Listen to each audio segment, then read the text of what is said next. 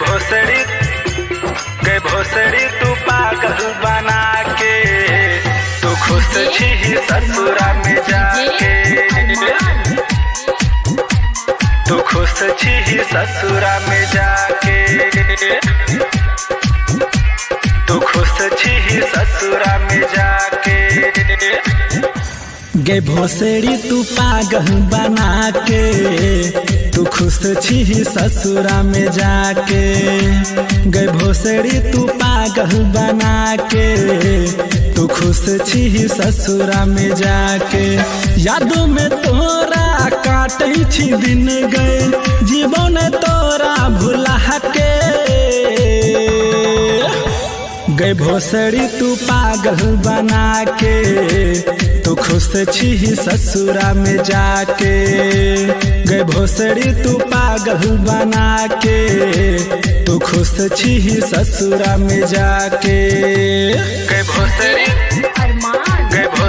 तू पागल बना के, तू खुश छी ससुरा में जाके, तू खुश छी ससुरा में जाके। एको पल नहीं रहे छलही दूर गे, हमरा बिना को नाची तू खुश गे। गे सोना कहना की भेलो, तू खुश गे। एको पल नहीं रहे छलही दूर गे, हमरा बिना को नाची तू खुश गे। रात में हमरा आबे नहीं नींद गे, सूती दवाई हम खा के। गे भोसड़ी तू पागल बना के, तू खुश छी ससुरा में जाके। गे भोसड़ी तू पागल बना के, तू खुश छी ससुरा में जाके। गे भोसड़ी तू पागल बना के, तू खुश छी ससुरा में जाके,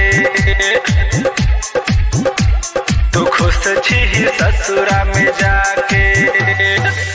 कहो ना दियो बेवफाई के नाम गे, जान से ज्यादा करे चलियो प्यार गे। याद छोकी भूल गए कौन है प्यार गे। कहो ना दियो बेवफाई के नाम गे, जान से ज्यादा करे चलियो प्यार गे। चंदन कुमार सानू छौप गेला हाइल, चल गेल ही धोखा में द के।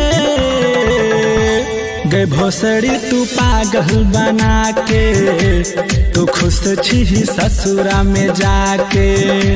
गे भोसड़ी तू पागल बना के, तू खुश छी ससुरा में जाके।